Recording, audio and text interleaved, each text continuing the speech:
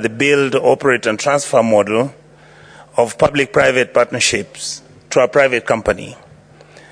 In the statement, the committee should, Mr. Speaker, inform this House whether the report which was done on the 18th of 6th, on the 19th of June 2018 was adopted in terms of the department. The report was done by the Departmental Committee on Transport, Public Works and Housing, and the report was on the inquiry into the proposed Kenya Airways privately initiated investment proposal to Kenya Airports Authority. Mr. Speaker, I want to confirm if the Kenya Airports Authority has entered into an agreement with MS Adani Commercial Limited, a private company, to lease out JKIA under the build, operate, transfer model of PPP, and if so, state the terms of this agreement and indicate the associated costs to be incurred by the airlines and other users of JKIA, if any. Mr. Speaker, the second issue I would like to request is that the committee tables the contract documents of this agreement or any other agreement that has been signed in the Senate and indicate the ownership of MS Adani Commercial, the processes undertaken to identify and award the lease, and state whether there was public participation in the process. Mr. Speaker, I would like also the statement by the committee to state whether a tendering process, a proper tendering process of this agreement was done. And I would like them to indicate the ownership. Sorry, Mr. Speaker. And I would also like them to disclose the details of the award of the contract, the number of bids received, the criteria used in selecting the company awarded, as well as the cost of the award. Number 4, provide the details of the contract between Kenya Airports Authority, the Mezes ALG, a Spanish company, that transacted as the advisor to this deal, indicating the ownership of the company, the processes undertaken to identify the award of contract, to develop an air transport policy for Kenya, and the subsequent payment of the 160 million shillings to this company.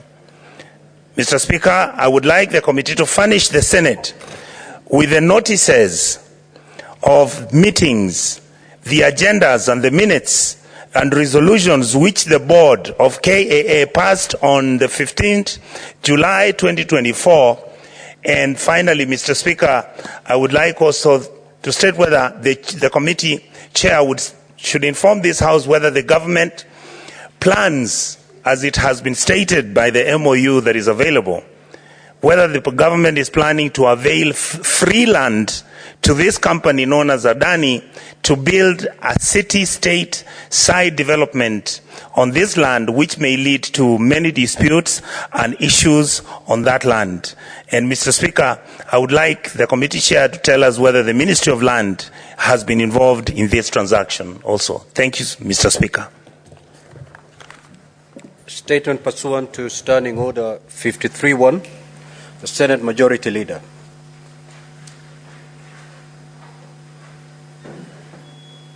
Call the next order.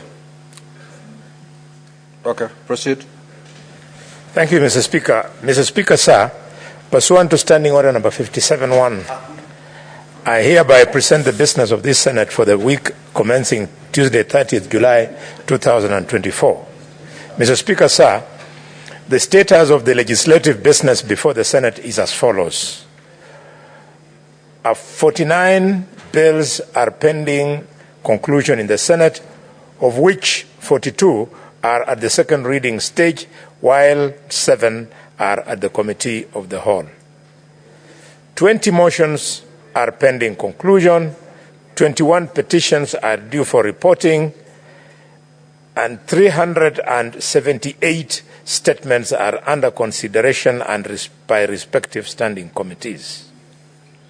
While I am delighted, Mr. Speaker, that some progress has been made on the debate on bills at the second reading stage, there is a build-up at the division level which we must address. As indicated in today's order paper, orders number 8 to 16, we have pending business awaiting decision on division. I request the majority and the minority whips to mobilize the requisite number of delegations for the voting to be undertaken. With respect to business for the coming week, the Senate Business Committee will meet on Tuesday, the 30th July, 2022, to consider the business for the week.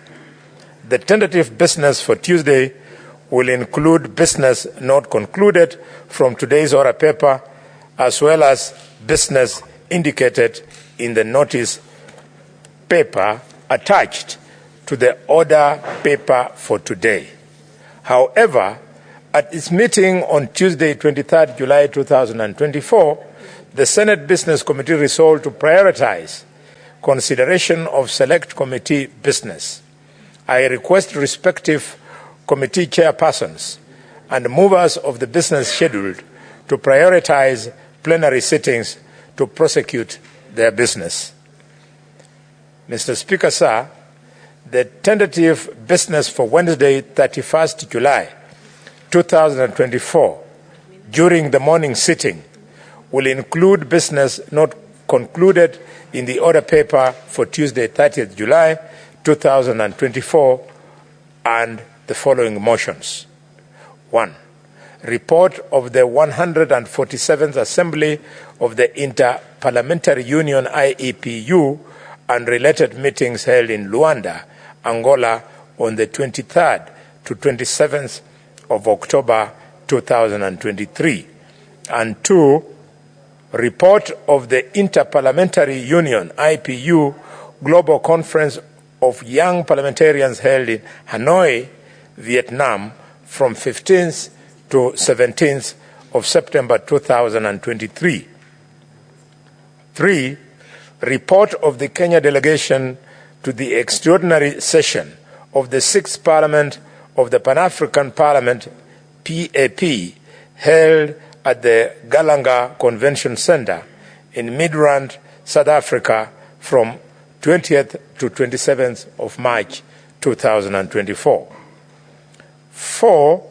Report of the Kenyan delegation to the 148th Assembly of the Inter-Parliamentary Union IPU and related meetings that were held in Geneva, Switzerland from 23rd to 27th March 2024, and 5. Report of the 14th Ordinary Session of the Plenary Assembly and related meetings of the Forum of Parliaments of the International Conference on the Great Lakes region held in Livingstone, Zambia from 15th to 19th April 2024.